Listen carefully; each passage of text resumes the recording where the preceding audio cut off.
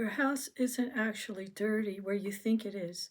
The three dirtiest spots in your home right now are places you probably cleaned yesterday, and I'm going to tell you exactly why you've been wasting your time.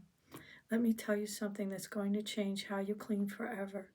Your kitchen sponge has 200,000 times more bacteria than your toilet seat. That thing you're using to clean your dishes, it's the dirtiest object in your entire house. And here's the thing nobody tells you: rinsing it doesn't work.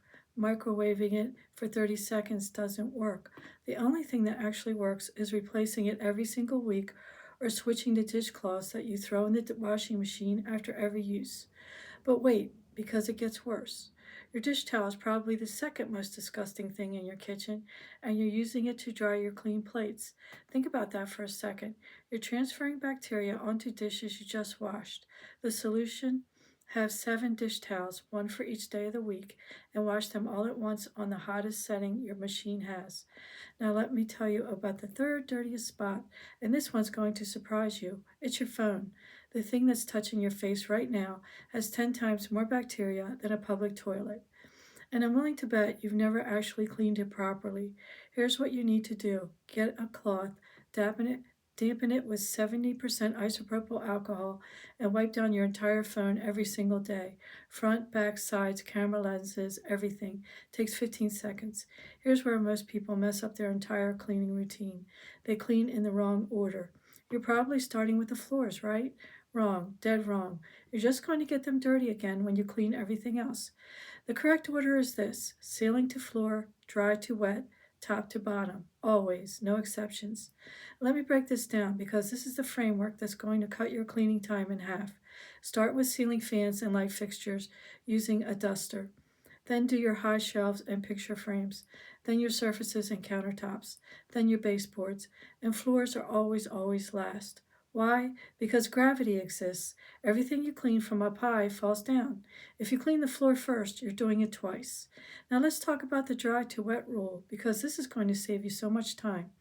Dust first with dry towels, then wipe with damp cloths, then mop if you need to. Never start with wet cleaning because you're just going to smear the dust around and create that grimy film that makes everything look worse than when you started.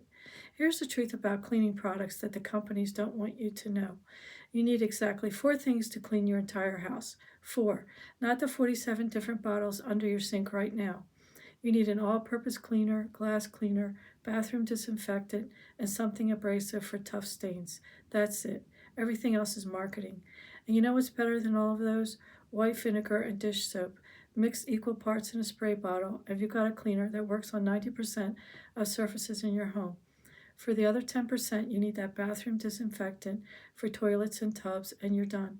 But here's the secret nobody tells you about deep cleaning. You don't need to deep clean if you maintain. 5 minutes a day beats 5 hours on Saturday every single time. Let me tell you exactly what those 5 minutes look like. Every single day, make your bed the second you get out of it. Wipe down your bathroom counter after you use it. Do your dishes immediately after eating. Wipe down your kitchen counters after cooking. Put things back where they belong instead of setting them down just for now. Those 5 things take 5 minutes total and eliminate 80% of the mess in your house. Now, let me tell you about the biggest cleaning mistake people make, and I see this everywhere. You're using too much product. More soap does not mean cleaner, it means residue. That film on your shower doors, that haze on your hardwood floors, that sticky feeling on your countertops, that's not dirt. That's leftover cleaning product because you use too much. Here's the rule: start with less than you think you need. You can always add more, but you can't take it away once it's there. For most surfaces, a spray or 2 is enough. For mopping, 1 capful of cleaner in an entire bucket of water is plenty. Let's talk about the rooms everyone forgets to actually clean. Your bedroom isn't clean just because you made the bed. When's the last time you vacuumed under it? When's the last time you wiped down your nightstand, your dresser, your door handles? These surfaces collect dust and bacteria just like everything else. But because they're in your bedroom, you ignore them. Same thing with your living room. Everyone vacuums the middle of the floor. But what about under the couch cushions? What about behind the TV? What about the tops of your door frames? Dust settles everywhere, not just where you can see it. Here's a game changer for bathroom cleaning: Stop scrubbing your shower every week. Instead, keep a squeegee in there and squeegee the walls after every shower. Takes 30 seconds, prevents soap scum and hard water buildup completely. It means you only need to actually scrub once a month instead of once a week. For toilets, here's what actually works. Pour a cup of white vinegar in the bowl, let it sit for 5 minutes, scrub with a toilet brush, flush. That's it. All those fancy toilet blow cleaners with the thick blue gel, they're just more expensive versions of the same thing. Now let me tell you about the fastest way to clean any room in your house. It's called the trash bag method, and it's going to change your life. Grab a trash bag and go through the room once, just picking up trash. Nothing else, just trash. Then grab a laundry basket and go through again, picking up anything that doesn't belong in that room. Then put everything away. Then dust. Then vacuum or mop. 5 passes, 1 room, completely clean in under 20 minutes. Here's what most people don't understand about maintaining a clean home.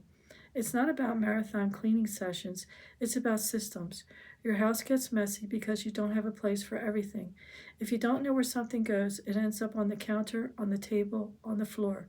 Spend one afternoon creating homes for everything you own.